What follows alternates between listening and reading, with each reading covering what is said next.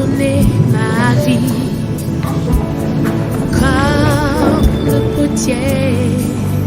Tu peux retoucher ma vie comme le potier. Tu peux transformer ma vie. Oui, comme le potier. Tu peux restaurer ma vie. Oh, tu peux tout recoller. Oh, tu peux encore tout changer. Oh, tu peux encore me changer. Oh, tu peux encore me guérir.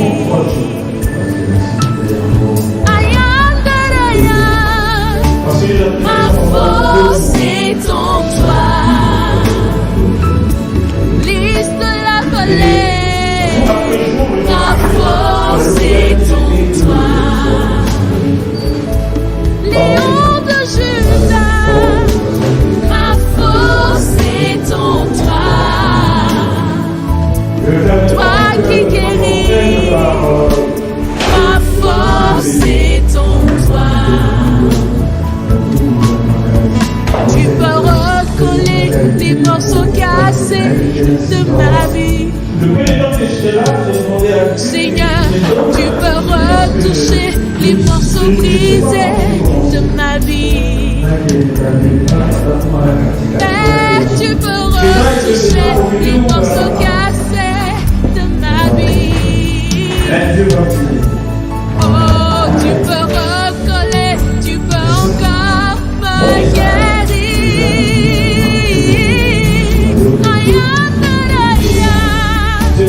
Ma force est en toi.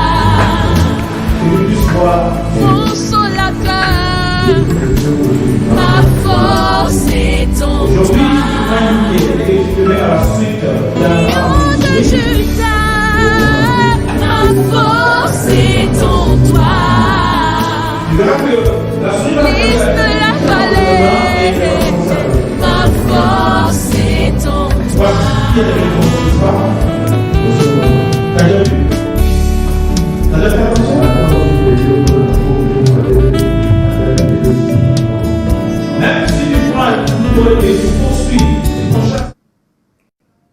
Shalom. Gloire au Seigneur. Shalom, peuple de Dieu. Shalom, shalom, shalom. Partout, Boza, dans le monde entier, Bozolandangai, Moutounion son ambassade grâce. À mon jour Yalelo, à la compter parmi les vivants. Shalom, shalom, shalom, shalom. Que Dieu soit loué, le maître des tas de circonstances, oya permettre biso de l'eau, to solo là. Nzamba zo lokumu, pona thème na biso, tozo landelango, sur marquer ta génération. Gloire à Dieu, je crois bien dimanche passé, dans les cas quittés, suite à moi, makamike mike menzamba sali grâce que les lotos tous ensemble, dans le programme Nabiso ya vendredi et dimanche.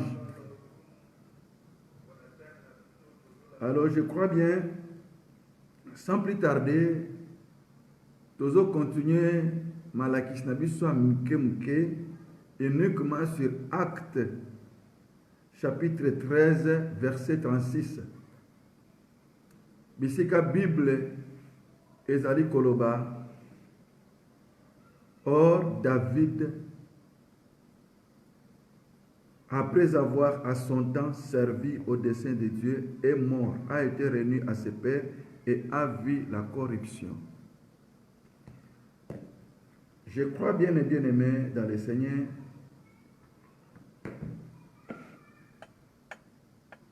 toye comme on a David a marqué la génération naïe, tous autres quelques secrets et ça là que David a marqué la génération naïe. Ils ont permis d'avancer petit à petit, comme en conclusion, ndenge molimo na nzambe kosunga biso. Et chaque jour, tu vas découvrir moi secret à mouké au David à ça là qui peut marquer la génération naïe. Tu vois comme on a vendredi passé que David a ça qui na foi. Azaraïka na foi te lelo nazo bakisa que David a yebaki koyo kanzam abande koyo kanzam. Ce que David a comment qui a marqué génération na c'est parce que David a yoka kinzam. Na koyo kanzam ba yoka kinzam et permettre ye a marquer génération na. Koyo kanzam ezana ba forme belé. David a lobi na koyo kanzam na ba forme belé. Oto ko banda koyoka ndamu nde ayoka kinzambe nzamba ko kolobela David même na nzela mateya nde nazote ya boye penza koyoka penzambe na mateya ayoka kinzambe na mateya na lobana nzambe mais ezana koyoka nzambe moko oyo to négligea mais ça très capital pour na bato bazali ko marquer génération na bango koyoka nzambe na nzela ya ndoto. Bato ebele ba négligea likambo etali ndoto nzokande nzambe akoyi kolobela biso pe na ndoto. David abande koyoka nzambe na nzela pe abandoto parce que nzambe akoyi pe kolobela pe na nzela abandoto. Soki totangi Bible tokoya komona ke Joseph soki ayebaki ke mukolo moko papa na mama na ye na bandeko bakokumbamela ye ezaka na ndoto. Qui n'a pas marqué génération nanga mukolo moko na papa nanga na mama nanga na bandeko nanga baokumba melanga na ndoto. Soki Pharaon akoyeba ke mukolo moko nzala ekoya na mboka na ye 7 ans ya nzala ekoya 7 ans ya bondasi liboso pe 7 ans ya nzala ekoya eza na nzela ya ndoto.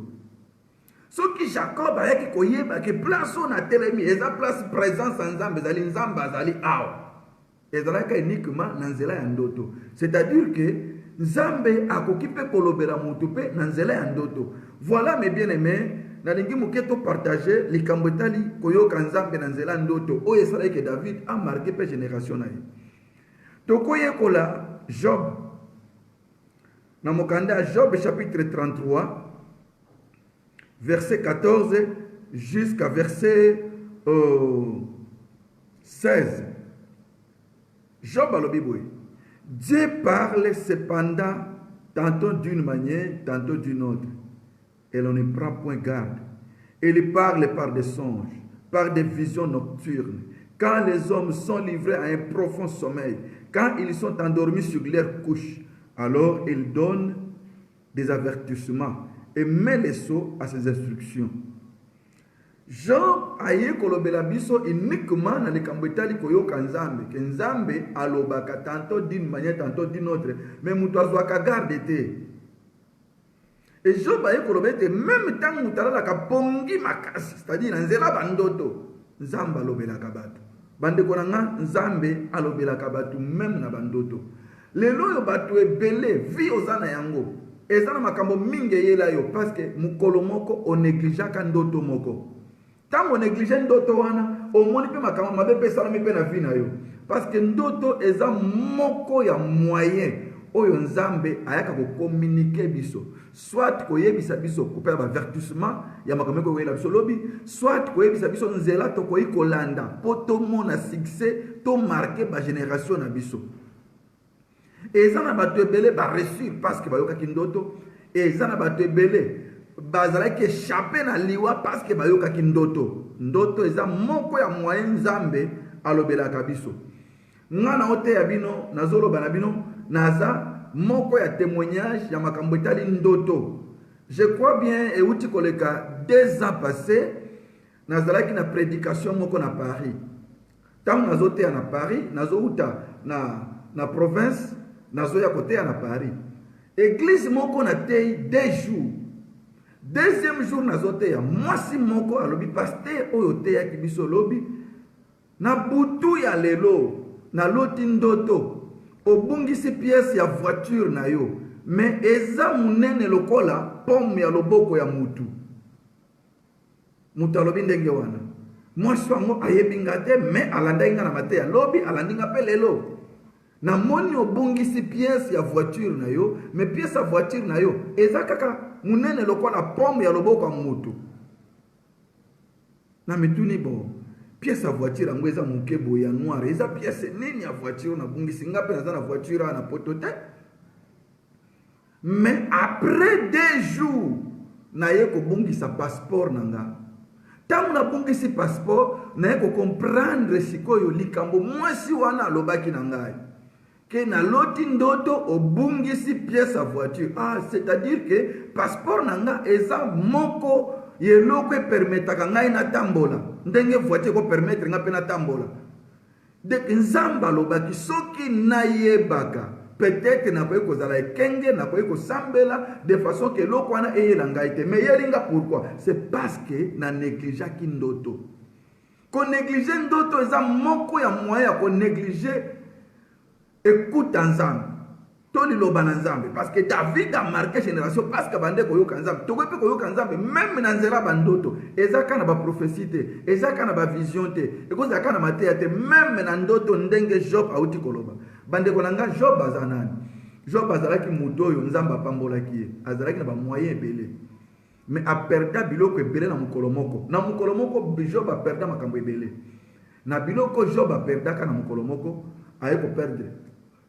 Bana a perdre richesse ezelo ko muto sabangaka a perdre richesse a perdre bana yemoko santé baby jusqu'à ce que raisonner ce qui mutazobela za na pasi batu nyos basweta ke loko moko abika mais famille ya Job basweta ki Job akufa moi si alobina etala maudire nzambo kufa c'est que moi si amona ke pasi eleki mais Job avandi aye koloba message jo alobi Dieu parle cependant tantôt d'une manière, tantôt d'une autre. C'est que Job a dit que l'exabisoboy. Makambo yelinga eza par hasard te. Na mona kango mais na négligé. Mais yelinga lelo. C'est-à-dire eza makambo mingi yela kabatu ba mona kango ba négligé ngo na sime yeli bango. Na yebi mukolo moko ndeko moko ya mobali kaka wana Angola azobeta lisolo bi ah na lai na butu na loti ndoto nyoka swinga pe na kufi. Tango azoloba yango azoseka na ye ah bandoto eza mystique na loti ndoto penza nyoka swinga pe na kufi na nga. Après 3 semaines jeune wana voyager bisika voyager na province to kasango o basoda moko bazale ko bunda na musika mais tango bazobunda moko abeti masasi na likolo balle perdu ezui jeune wana place mabe ya kufi. Tangu jeune wana kufi batu nyonso bazoela kaka likambo moko alota kindoto. Alota kindoto babeti masasi. De pour dire que amona ki yango me akebite makambo mingi yela kabatu ba mona ngo. Ba néglige ngo me eyeli bango. Ndenge moko lisusu na ki komona ndeko moko azobeta lisolo ya témoignage kaka ya ndoto. Abi pasteur. Na lani na butu mwana ngala musinga 2 fois. Mama na loti mabe. Oloti nini? Na loti mbwa swinga. Ala leza kandoto. Mama na loti mabe nini? Na loti mbwa zolandanga aswinga lisusu. Ai papa, na bota kaka mwana moko. Na kenda kashini.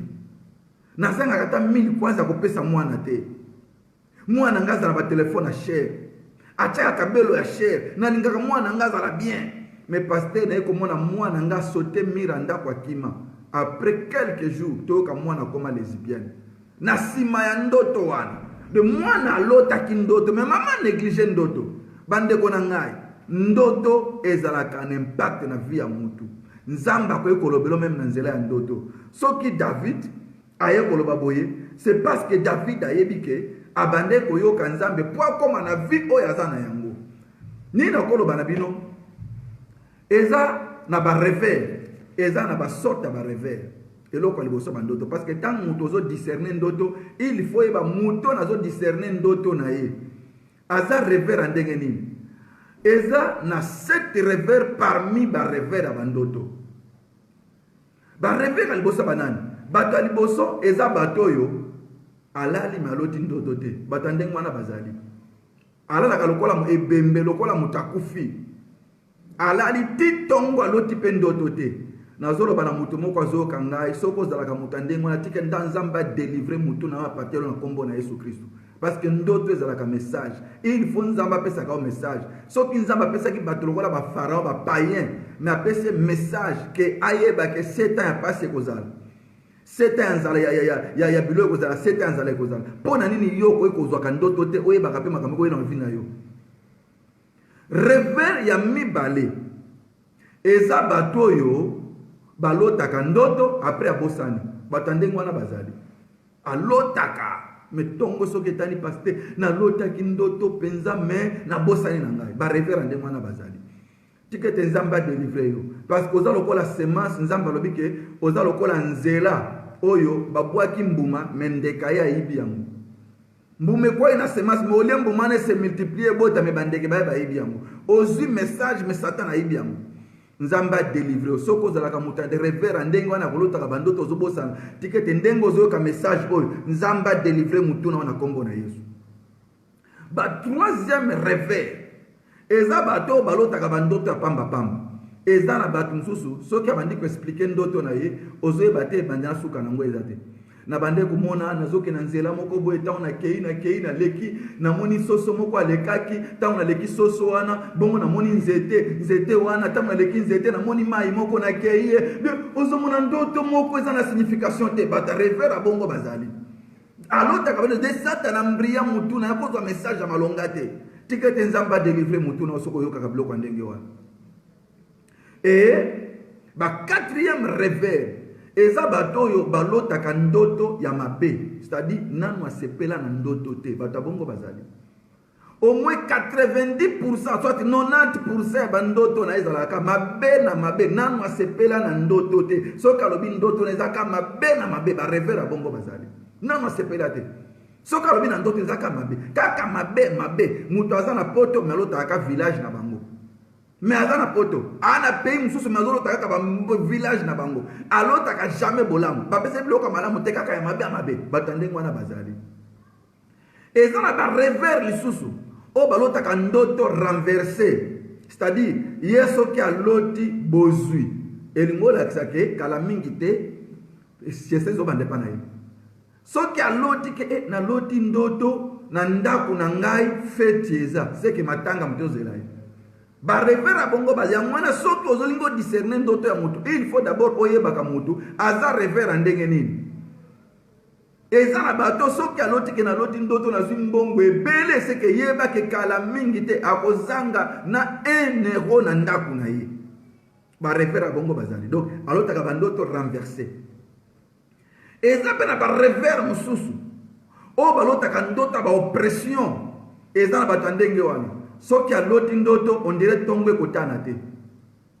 soki oza na ye okobanga nasi namona moto ndenge wana omona moto alalaki na chambre me na tongo alamuki aza na salon me amiyebi te akomi na salon ndenge nini bato bongo bazali balotaka bandoto ya baoppression nasi na viva ndeko moko na delivra ye alotaka ndoto na se ya ndoto abimi mpe alongwe mpe na chambre me na se ya ndoto azoyeba te ase retrouve mpe ta mosu ti libanda soko simbi asituki aoyeba aomiyeba te bato ndoto bongo bazali bato bandoto baoppression de soko alobi ndoto na ye okanisa tongo ekotanga kutu te okufa na butu wana kaka bato ndenge wana bazali eza na barevers mosusu ya bandoto bato balotaka bandoto ya sorcellerie eza na bato ndenge wana alotaka ndoto soki oyoki ndoto na ye oyoki na suki ya moto etelemeli yo etelemi yo moto aboya kolota ndoto aboyaza de bandoto moko ozoyoka nkele oyoka somo ndire yo moto ozovivre yango me alotaka bandoto ya ndenge wana barevera bongo bazali e barevera suka eza barevers prophétique bato balotaka ndoto mpe ndoto wana ekokisami bandenge wana balokola bajoseph tikete mutu moko azoyoka ngai nzambe asala mutu na yo ozala revers prophétique oyeba makambo ekoya meme na famille na yo meme ekoya na mokili meme après 10 ans 20 ans nzambe asala mutu na yo ndenge wana lokola kombo na Yesu Kristo ndenge asalaki ba Jacob ndenge asalaki ba Joseph nzambe apesala mutu na yo ndenge wana eza na ba rêveur prophétique. Ngai na yebi quelque bato soki abenga même na téléphone pasteur na loti ndoto soki abisinga na loti ndoto na kosala blague te na kukotisa ye na biko na yo ka ndoto loti parce que eza bato bokoki konéglige bandoto bango te parce que baza ba rêve prophétique bamonaka makambo pambamba te soki amoni likambo seke likambo ekosala mazali ba rêveur ndenge wana bazali tika ete nzambe asala yo grâce ozala rêveur ndenge wana ozala rêveur prophétique oyo makambo ezali koya même makambo maladi oyo eye eza na bato bamona yango peut-être yo mpe moto ozolandanga mpe omonaka yango mais okipe yango te otia yango mpe ka te même matanga nasi na yo ka bato ebele mpe koyebisanga paster aloti ndoto maladi moko makasi ye na mboka ebele basi balobango seke nzambe asi alakisa Job alobi yango na Bible Dieu parle tantôt d'une manière tantôt d'une autre nzambe alobaka me moto azwaka garde te na makambo nzambe azoloba nzambe azoloba ndeko na ngai même vie ozomene sikoyo bakomo ozokutana yango lelo soki olandi vie na yo très bien okosiomonaka yango nakutana ndeko moko ya mobali ayebisinga paster jour ya liboso nalingaka mwasi na ngai jour ya liboso nasepelaka na ye nalali na butu naloti ndoto tozosala libala na ye mais jour ya mariage mbule bando beta famille na ye babendi ye famille na nga babendi nga police ye na katikati abi pasteur après des années tokabwana na mwasi na nga ba famille bunda police nde kabola bitumba wana ndenge na lota na ndoto lelo eloke bomi ba christianisme mingi ezalaka sentiment nzamba si alakisa voyage wana kokende te nzamba lakso nzela wana kokota te likambo wana kosala coopération na tozomona mbongo kokota te mais lokola na si na sanga jaki na koyoka te yango wana tozokokisa passage oyo Job alobi Dieu parle tantôt d'une manière tantôt d'une autre mais moto azwaka garde kaka te nzamba azoloba même na nzela bandoto lelo bandeko na nga eza na bandoto oyo na vie okoki konéglige te nalobi eza na bandoto okoki soko loti yango sikoyo kosala blague te konéglige te telema sambela lokola moto oyo azoki eza na bandoto okoki kosala blague te mpo na nini parce que eza na deux choses il y a l'esprit de mort il y a aussi l'ombre de la mort esprit de mort ekoki kolanda mutu na vie même pendant 20 ans elandaka yo 20 ans elandaka yo esprit de mort azalaka patient nayebi après 20 ans kozwa yo napesa exemple eye kosalamaki mokolo moko na ye kolinga ndeko moko me ndeko wana kozala maladi dès que premier jour oyo nafixaki regard na nga mpona kosepela na ye eza mokolo oyo esprit de mort ebetaka porte ndako na yo me kozwa yo mokolo wana te ekozwa yo semaine wana te ekozwa yo mois wana te ekozwa yo année wana te me un jour ekozwa yo me bandaki kala eza na bato esprit de mort elanda bango kala atambolaka na ye aliaka na ye alalaka na ye azalaka pasi esprit de mort mais l'ombre de la mort soki aye na butu moko na vie na yo peut-être etongo ekotana te nazoloba na yo soki lelo oyo tobandi kosekwisa bato nyonso bakufaki lobi tobanda kotuna bango liwa na bango naza siri bango nyonso 90% ayo soki makambo elinga alotaka mo liwa oyo namonaka makambo oyo me na neglijaka meta makambo elinga lelo eza na makambo na vie okoki konéglige te soko moni yango sala kosala blague te sambela David a marqué génération parce que bande koyoka nzambe tokoyoka nzambe ndenge na nzela bandoto nzamba zolobelo même na ndoto même na matia ko kolobela yo mais na ndoto ka ko kolobela mais là na ka uniquement si ndoto nini okoyi ko négliger te olali na butu oloti ndoto babeti yo masasi pe masasi wana ezui yo na bandeli olali na butu oloti ndoto babeti yo masasi pe masasi wana ezui yo elingola kisake mzamba lingola kisoke monde ya ténèbres et ciblé yo pe ezui yo kosala blague te nalobi kosala blague te sambela na jete luka nzambe na forme nyonso kosala blague te Soko oloti ndoto babeti yo masasi, mais masasi wana erupe yo, erate yo. Ah, gloire au Seigneur. Nzamba zo lokumu. Mais oloti ndoto babeti yo masasi. Pe masasi wana ezui yo. Kosa la blague te parce que nzamba la kiso ke monde à ténèbres ciblé yo pe ezui yo. Olali na butu. Oloti ndoto ndaku na yo ezozika. Kosa la blague te. Moi, si mon père est pasteur, ça fait au moins 6 mois passés. Naye kolota ndoto, ndaku na ngezo zika, nyonso na ndaku eziki. Na bosana. Mais après 6 mois, mukolo moka kendaki agence, ayoki bazo benga e azonga mbangwe, akuti ndaku eziki. Peut-être ezalaki physique maboy. Mais yo ndako eziki kozala problème ya makasi na kati ya ndako na yo. Soki nzamba la kiso ndako na yo eziki seke ezala likambo ya somo na kati ya ndako na yo. Obo kuboma te. Soko loti ndoto ndenge wana, kosala blague te fo sambela. Kosala blague te sambela. Sambela ndenga blague te. Oloti ndoto ozobima nabasi na butu, oza mwasi ozobima na butu. Mais mon bala baliote, ne longi mo botam so yebi yango te, mais ko sala blague te. Zwata ya ko sambela na blague te. Zwa yango na solo.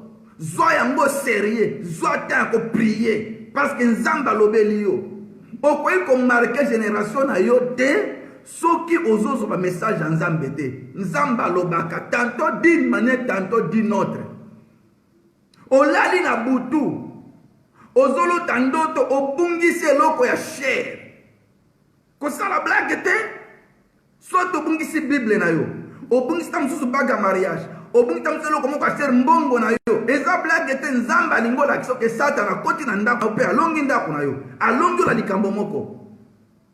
Mwasi moko ayebisanga bi pasteur, na lota ndoto, bague na nga ya mariage ebungi. Mais bamoni yango na province mususu na Angola na négligent ndoto. Mais après des années aye komona ke mobali azalaki na ye akeye kosala voyage na province wana. Bisika kendaki mobali avanda libela na province wana abala mwasi mususu. Aye kokanisa ndoto alotaka ndoto na bungisi baga mariage. Bamoni yango na province boye ndenga monaka. Ndoto eza message o nzamba pesaka uniquement pa kebisa yo, uniquement po amema ona nzela oyo alingi yo landa. Ko néglige yango te. Oye kolota ndoto, nyoka sui yo, mbwa sui yo, meza malamu te, sambela. Nzamba lingola kisoke mulili esible yo, pe ezui yo. Zoate ya ko sambela, zoate ya ko luka nzambe na pa forme nyoso. Uniquement pour longa ndoto wana. Olali na butu, ozolo tandoto, ozala village. Tomona kango mingi na bandeko baza na bapoto, baza bisike bele, babima na bamboka mususu, mais alota aka village na bango. Alota aka village na bango. Marga za ko avancer na vie mais tala mutandenge wana kozana vie malonga te. Ata zo sala zo fournir be fort. Atazo sala wapi okomona kaza toujours na vie assez. Alors bandoto andengo na soko zolota nzamba lingola kisoke zwata ya kosambela kosala blague te. Nzamba lobaka na bandoto. Dieu parle tantôt d'une manière, tantôt d'une autre. Mais mutwazwaka garde te pona yango. J'ai quand même bien aimé dans le Seigneur. Lelo nazolo bela uniquement si koyo kanzambe. David akeyo kanzambe pe na simbi uniquement koyo kanzambe na nzela bandoto. Na suki wana nanu parce que na lingina la kisa sikoyo koma muta koyiko bima na bandoto wana. Ndenge nini yo mutolota ka bandoto ba cimetière. Olota ka bandoto ya liwa, olota ka bandoto kaka ya mabe. Olota akaba tukufa kala na vie na yo. Comment ko bima na bandoto wana? C'est possible. Na bandeli ko ebisa yo, c'est possible. Soko yo ki message nanga. yebisa mutu nyonso lotaka bandoto ya mabe oyo esimbaka te nayebisa eza possible akobima na bandoto wana namona bato balotaka bandoto mabe me na nsima koteya bango nasambeli mpo na bango mpe abimi na bandoto wana c'est possible okoki kobima na bandoto ya mabe mpe obanda kozwa bandoto ya malamu omona bandoto oyo Jacob abande komona azomona escalier uti likolo ekiti na se baange bazomata bazokita bandoto ezolakisa gloire na nzambe bandoto ezolakisa kembo na nzambe eza possible mais nakoexplike yango dimanche parce que dimanche nakoexplike comment okoki kobima na bandoto wana na bandoto ya mabe oyo ekanga vi na yo oyo ebloke vi na yo lelo e na nsima dimanche à partir ya 11h juste nde napesaka message vendredi napesaka yango 16h à 17h lelo nazwaki mwa retard nakomaki déjà bo excuse ngai alors comme nazwaki retard nakoloba pendant 30 minutes dans 2 minutes nazokata mais dimanche nakobanda 11h juste à 12h nakoexplike comment okoki kobima na bandoto e nakosambela meme na musika meme batiao na se ya mai meme batiao na molangi ata batiao na cimetière ata batiao na ndako ya nani nazoloba na oke nzambe akobimisa wana parce que eza possible nzambe akosala yo grâce que Dieu vous bénisse.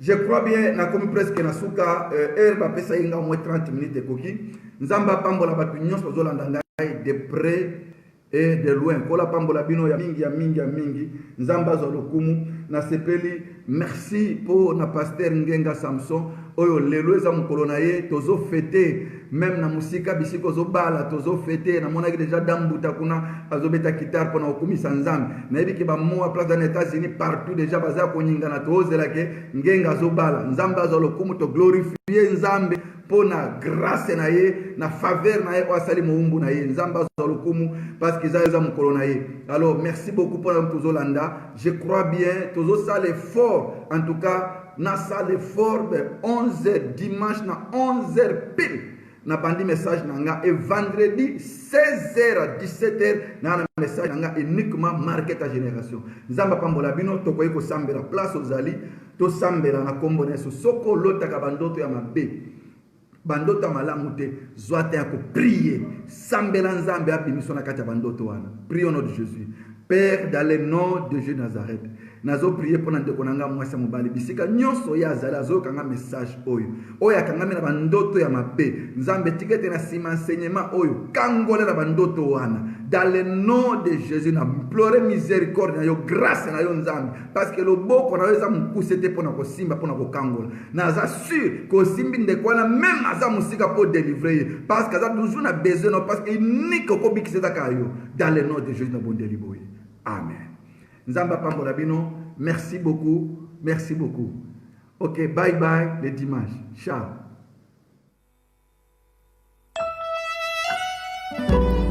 Celui qui entend la voix du maître est capable de marcher sur les eaux comme le maître.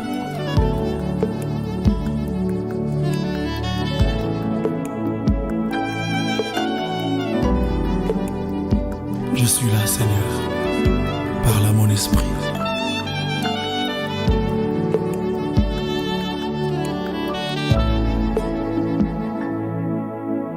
Parle, ton serviteur écoute. Parle, je dépends du son de ta voix. Parle, ton serviteur écoute. Mon cœur est ouvert, parle, je suis là. Parle, ton serviteur écoute. Parle, je dépends du son de ta voix. Parle, ton serviteur écoute. Mon cœur est ouvert. Parle, je suis là. Ta parole est une lampe à mes pieds, la lumière sur mon sentier.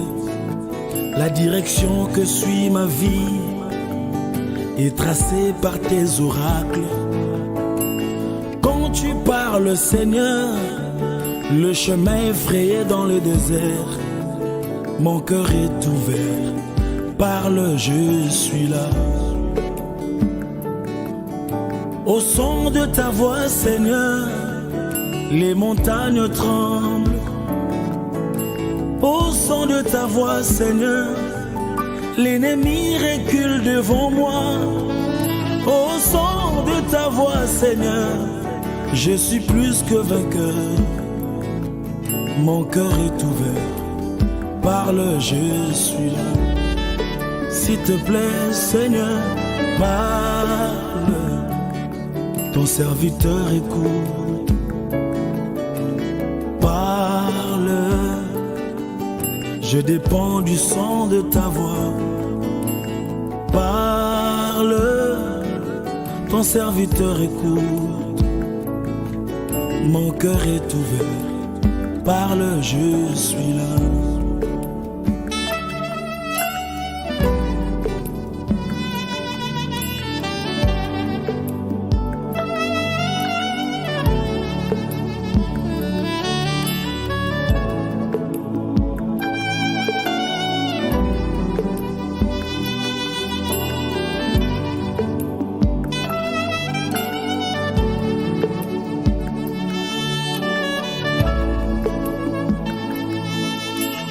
Comme une sémence, elle produit la nature de Dieu en moi. Comme une épée, elle détruit les forteresses de l'ennemi. Comme une eau pure, elle rafraîchit mon âme et me rassure. Mon cœur est ouvert, parle, je suis là. Oh oui, comme une sémence, elle produit la nature de Dieu en moi. Ta parole comme une épée, elle détruit les forteresses de l'ennemi. Oh oui, comme une eau pure, elle rafraîchit mon âme et me rassure. Jésus, mon cœur est ouvert. Parle, je suis là. Oh, parle, parle. Oui, parle-moi, Seigneur, je vais entendre serviteur. Écoute.